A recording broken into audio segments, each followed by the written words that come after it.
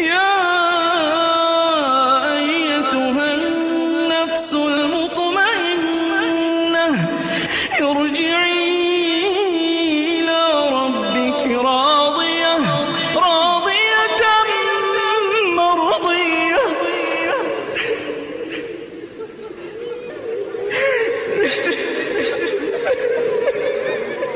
Bismillahirrahmanirrahim. Assalamualaikum warahmatullahi wabarakatuh. Alhamdulillahirabbil alamin. Nahmaduhu wa nasta'inuhu wa nastaghfiruh.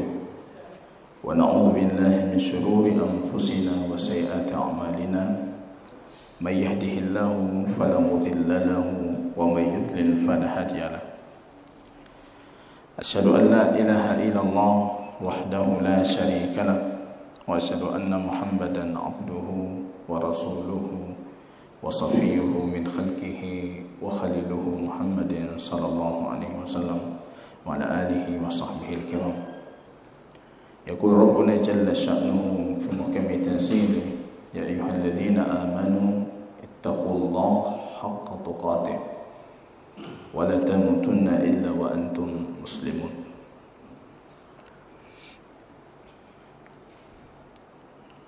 Pujian hanya milik Allah, kemudian salawat dan salam senantiasa kita doakan agar tercurahkan kepada baginda Rasul Muhammad sallallahu alaihi wasallam. Jamaah salat maghrib yang berbahagia, dalam satu hadis baginda Rasul yang sangat sering saya ulangi, baginda Rasul sallallahu alaihi wasallam bersabda, "Nadarallahu ra'an sami'a maqalati fa'addaha." Allah memberikan cahaya petunjuk kepada siapa yang mendengar perkataanku, kata baginda Rasul, fa'addaha, kemudian dia melaksanakan, mengaplikasikan apa yang dia dengar. Farubba muballighin aw amin sami'in. Kadang-kala kata baginda Rasul, orang yang mendengar itu akan lebih memahami dibandingkan orang yang menyampaikan. Tadi saya membaca satu buku menarik sekali, judulnya Suwar min Sabril Ulama, gambaran dari kesabaran para ulama. Ada beberapa subtema penting dalam buku yang saya bacakan itu. Salah satu tema penting, pengarangnya menyebutkan tradisi para ulama, tradisi generasi terbaik umat ini, fi rihlatihim li talabil hadis, dalam perjalanan mereka untuk mencari hadis baginda Rasul. Kita takjub sekali, rupanya mencari hadis baginda Rasul bagi generasi terbaik umat ini itu sudah jadi sebuah tradisi. Beliau mencantumkan beberapa hadis. Salah satu di antaranya yang sangat populer sekali, hadis Jabir ibn Abdullah, sahabat baginda Rasul, berangkat dari Madinah menuju negeri Syam berhari-hari hanya karena faktor satu hadis yang dia tahu ada sahabat baginda Rasul mengetahuinya dan sedang berada di Syam. Beliau mengatakan fa'awaitu Syam, dan ketika aku tahu ada Abdullah ibn Unais, sahabat baginda Rasul, sedang berada di Syam, dikabarkan kepadaku Abdullah ibn Unais itu punya satu hadis dari baginda Rasul. Coba kita lihat, ketika beliau tahu ada satu hadis di Syam, beliau mengatakan fa'awaitu Syam, maka aku langsung berniat untuk mengunjungi Syam.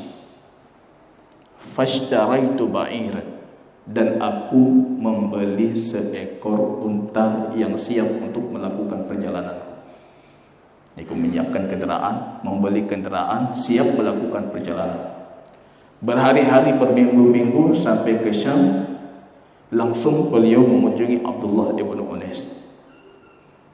Akhsha, aku khawatir, kata beliau. Jabir mengatakan, aku takut. Tamutu anta au amutu ana. Engkau wafat atau aku wafat. Padahal ada satu hadis di sini. engkau wafat, hadis itu belum sampai kepadaku, ataupun aku wafat sedangkan aku belum mengambil hadisnya darimu. Itu yang paling aku khawatirkan. Mada sami'ta an Rasulillah, apa yang engkau dengar dari baginda Rasul? Abdullah bin Anas mengatakan, sami'tu min Rasulillah sallallahu alaihi wasallam yaqul, yuhsyarun nasu yaumal qiyamah uratan ghurla bihima. Orang besok di hari kiamat, kata baginda Rasul, akan dibangkitkan dalam kondisi yang uratan, tanpa menggunakan sandal dan tanpa menggunakan pakaian, telanjang. Bihima, dan masing-masing dari mereka nanti akan dibangkitkan sesuai dengan kebaikan dan keburukan mereka saja. Nggak ada pakaian, bahkan sandal pun tidak ada. Cuma itu hadis yang butuh perjalanan panjang dari Madinah ke Syam, balik lagi ke Madinah hanya untuk menyampaikan hadis baginda Rasul. Paman baginda Rasul Abu Ayyub juga melakukan demikian, bahkan lebih ekstrim lagi, dari Madinah ke Mesir. Dari Madinah ke Mesir hanya untuk satu hadis baginda Rasul. Rupanya kalau kita ikuti, ini sudah jadi satu tradisi. Para sahabat punya tradisi itu, turun ke generasi tabi'in, mereka dikenal sebagai para pencari-pencari hadis. Ini sudah jadi tradisi. Dan ini tradisi generasi terbaik. Ini makna-makna seperti ini harus kita hadirkan ketika kita menghadiri majelis hadis. Bapak Ibu jamaah sholat maghrib yang berbahagia, mengingat berlalunya Idul Adha dan berlalunya ibadah kurban, maka pembahasan kurban harus kita hentikan untuk sementara. Jadi banyak kekhawatiran di sini. Kalau kata Pak Imam, nanti khawatir kita tersingkap kesalahan kita ketika kurban kemarin. Jadi ketika kurban kemarin mungkin ada banyak kesalahan. Kalau makin kita kaji, makin banyak kesalahan yang nampak. Ya, nanti menjelang kurban tahun depan, insya Allah kita kupas kembali sebagai bentuk keilmuan kita sebelum kita amalkan. Akhirnya kita akan melanjutkan pembahasan yang kita berhenti sebelum hari raya, yaitu pembahasan jenazah. Di penghujung pembahasan kita berbicara tentang beberapa perihal berkaitan mempersiapkan jenazah, memandikan, mengkafankan. Dan saya menjanjikan dalam kondisi yang kondusif nantinya, dalam kondisi yang aman tentunya, untuk pagi hari kita akan coba mempraktekkan tajhiz jenazah, mempersiapkan jenazah secara sunnah baginda Rasul. Itu nanti kita praktekkan sekali dan butuh durasi. Artinya bentuknya daurah itu ya. Bentuknya daurah, pelatihan, butuh sedikit durasi waktu, bukan cuma sebatas kajian. Nanti butuh 3 jam, 4 jam untuk praktek jenazah.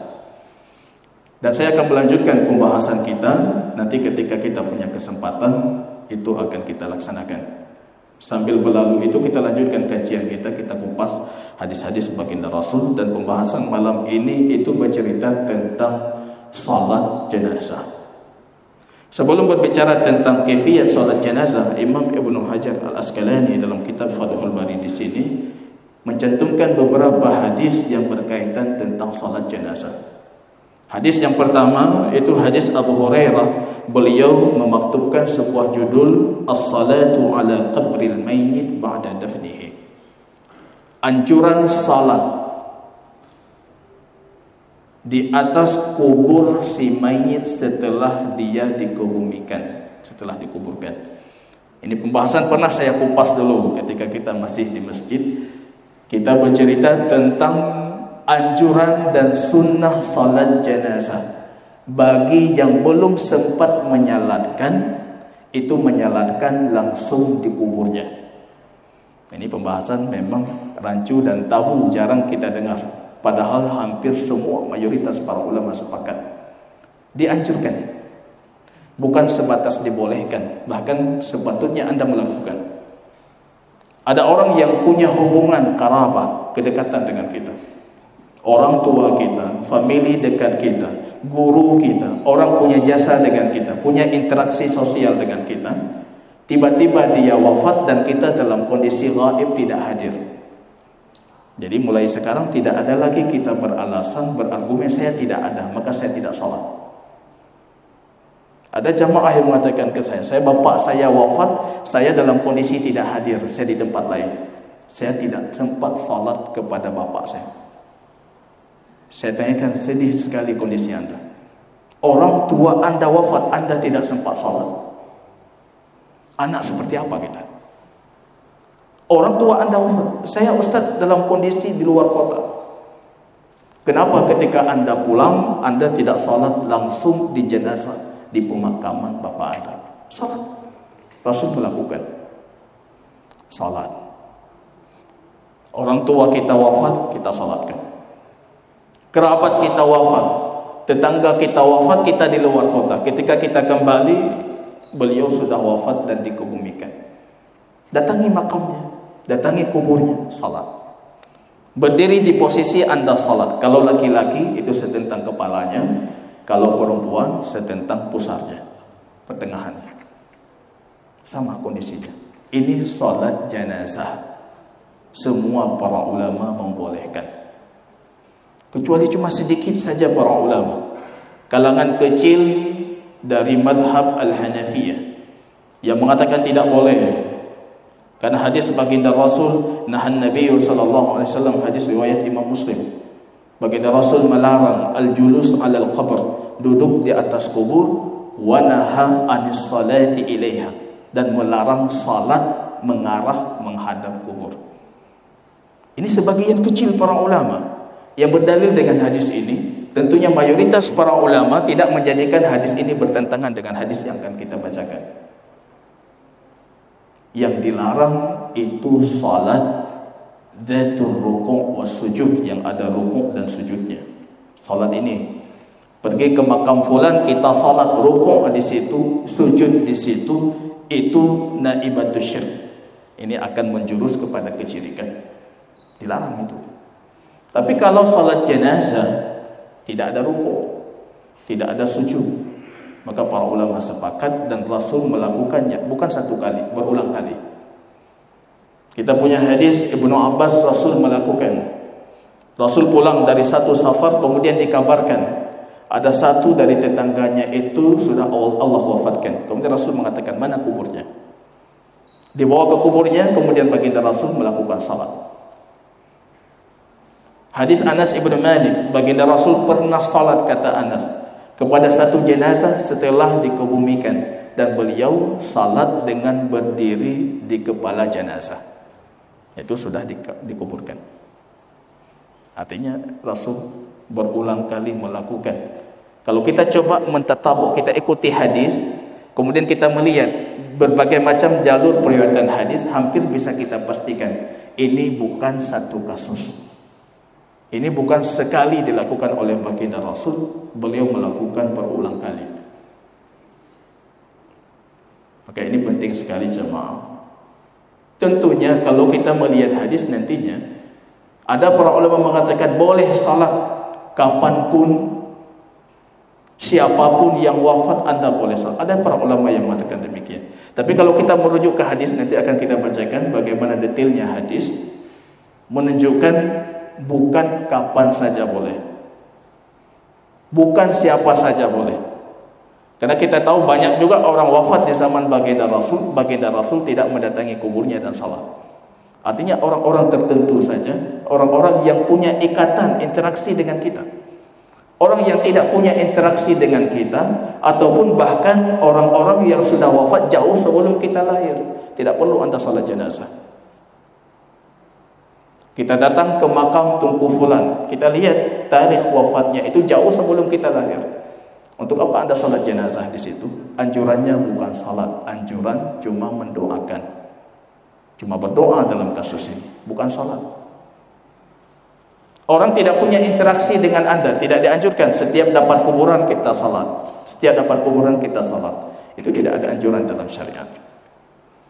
Yang ada orang yang punya interaksi dengan kita.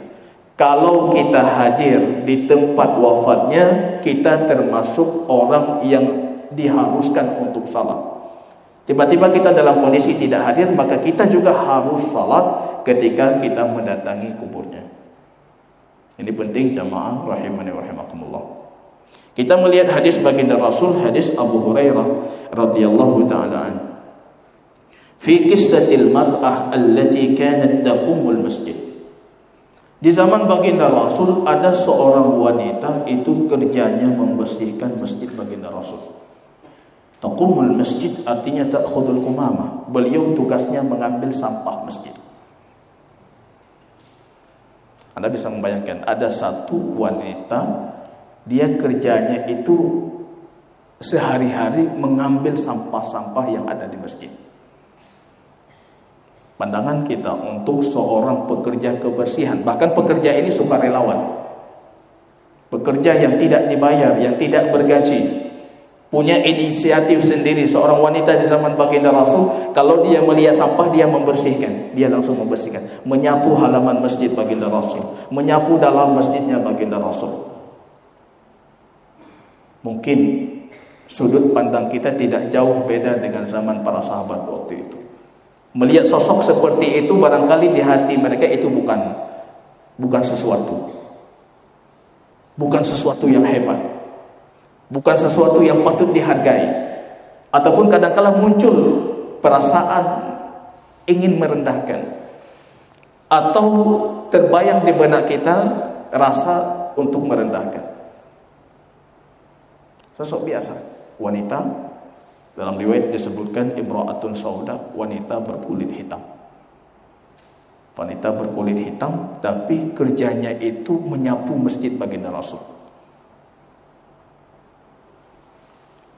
Masih ada aura jahiliyah nampaknya dalam hadis ini.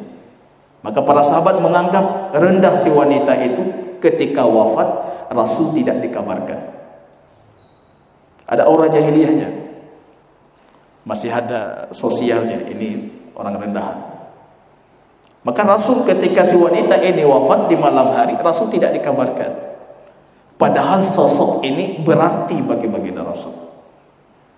Jadi kalau kita lihat era Islam, marbot pembersih masjid, penyapu masjid itu punya julukan khusus, punya gelaran khusus, Al-Qayyim.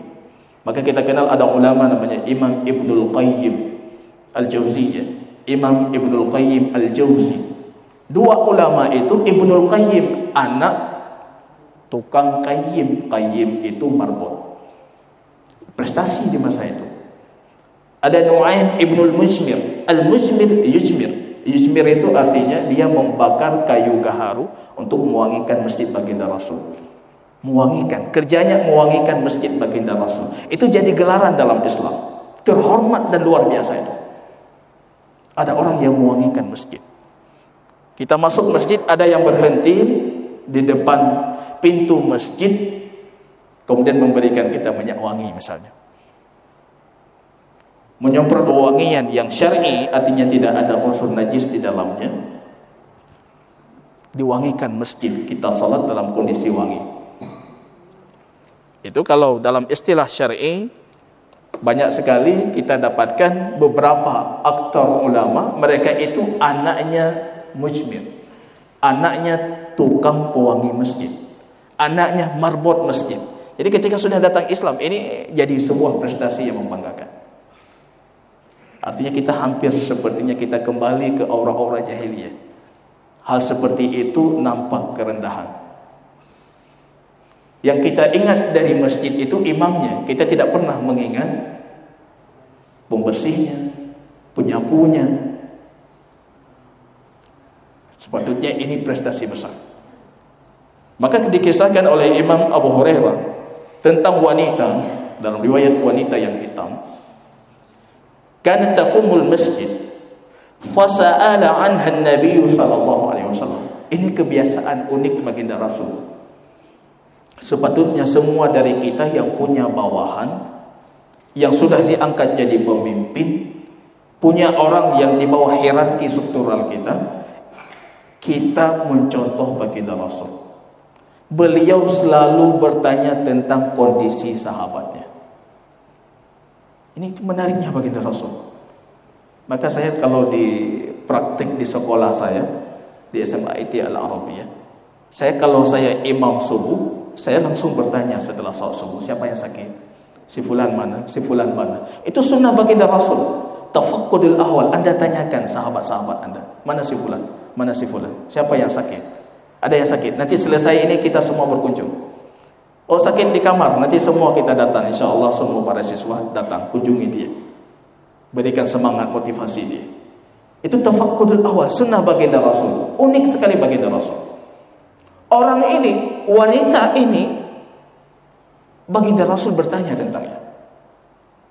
Beliau memperhatikan ada satu gelikat barangkali yang tidak biasa. Wanita penyapu itu tidak nampak.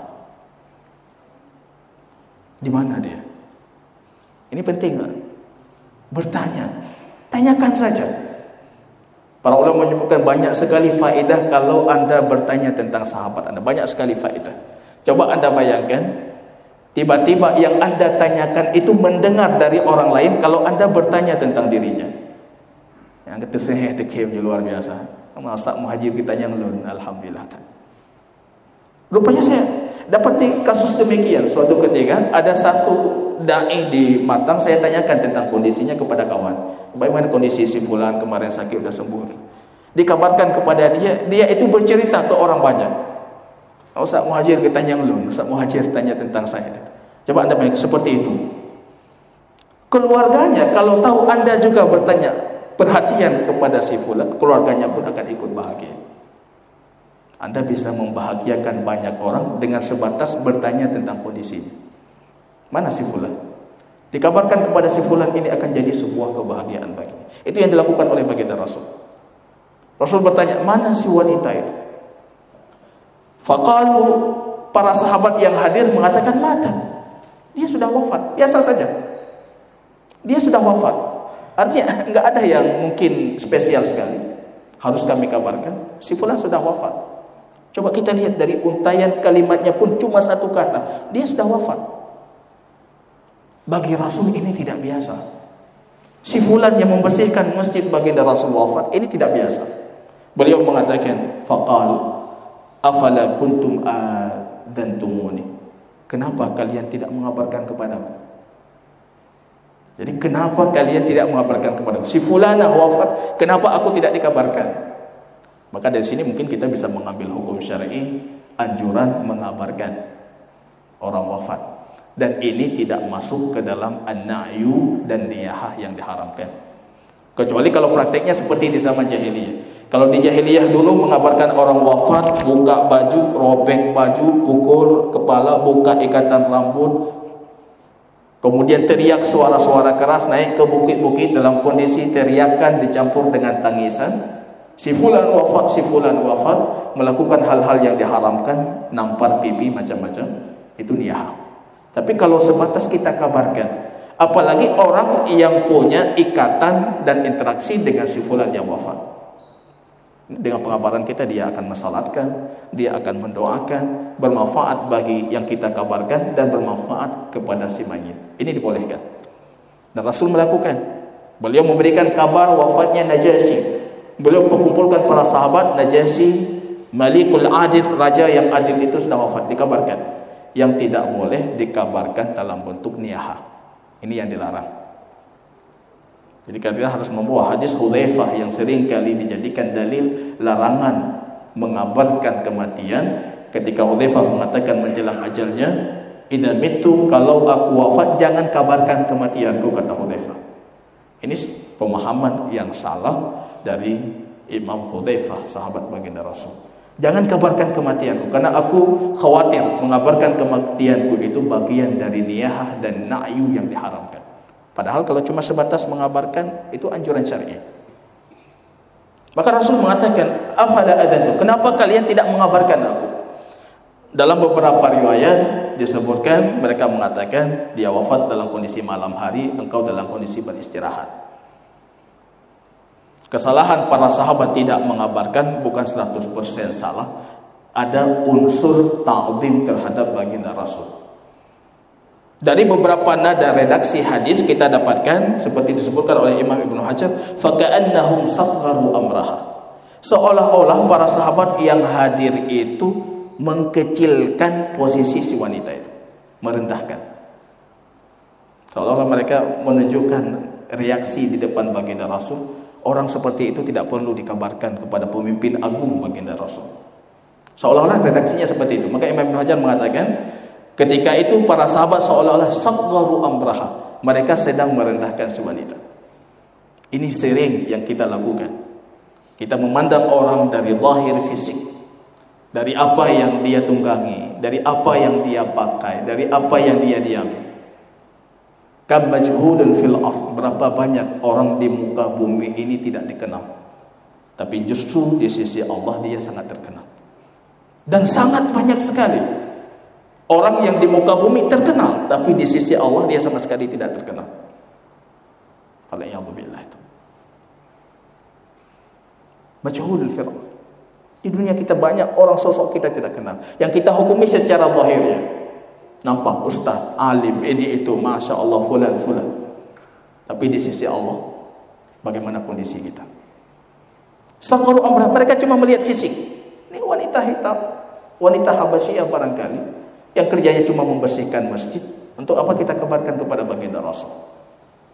Rasul SAW faqala, dulluni, tunjukkan aku ala qabriha, mana kuburnya.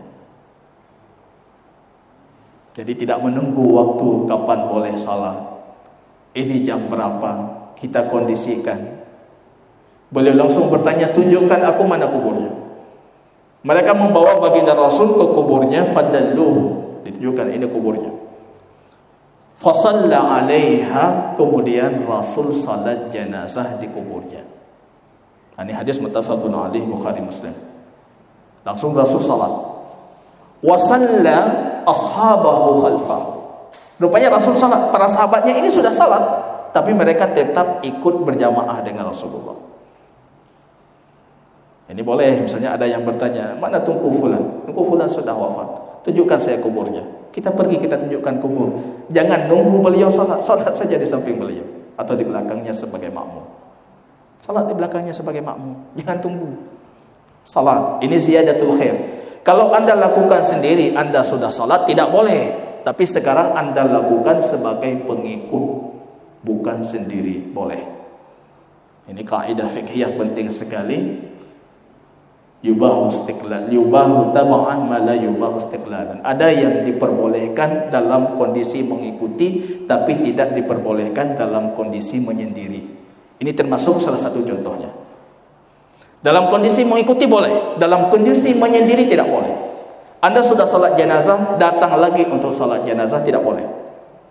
Anda sudah salat jenazah, tiba-tiba Anda tunjukkan bagi orang yang belum salat kuburnya, mereka salat, Anda ikuti untuk menambah kebaikan. Makin banyak yang salat, makin banyak kebaikan untuk kita yang salat dan untuk mayit yang sudah wafat. Boleh. Jadi di sini kaidahnya boleh dalam kondisi mengikuti, tapi tidak boleh dalam kondisi terpisah menyendiri. Sama seperti kita makan buah, contoh para ulama yang lain, Anda makan buah, sedang asyiknya makan buah, tiba-tiba ada ulat dalam buah, termakan, tidak ada masalah. Tapi kalau Anda khususkan bukan makan buah tapi makan ulat, tidak boleh. Nah, ini khusus makan ulat hari ini, enggak boleh. Tapi kalau makan buah, tiba-tiba dalamnya ada ulat, ulatnya termakan, boleh. Sama seperti Anda membeli kambing masih dalam kondisi janin. Kita beli janinnya, ini nyolong belau je, buat lahir je kelung. Nah, 500 ribu. Tidak boleh membeli janin begharah. Tidak boleh. Tapi kalau Anda membeli induknya, janinnya masuk harganya, boleh. Ini saya beli induknya 2 juta, janinnya 500 ribu, boleh. Ini mengikuti. Maka dalam kasus ini, para sahabat mengikuti baginda Rasul, salat bersama baginda Rasul, dalam kondisi mereka sudah melakukan salat. Wazada Muslim, dan Imam Muslim menambahkan, inna hadhil qubur, sesungguhnya ketahuilah oleh kalian bahwasanya semua kubur-kubur ini mamlu'atun zulmatan ala ahliha. Kubur itu kegelapan bagi penghuninya.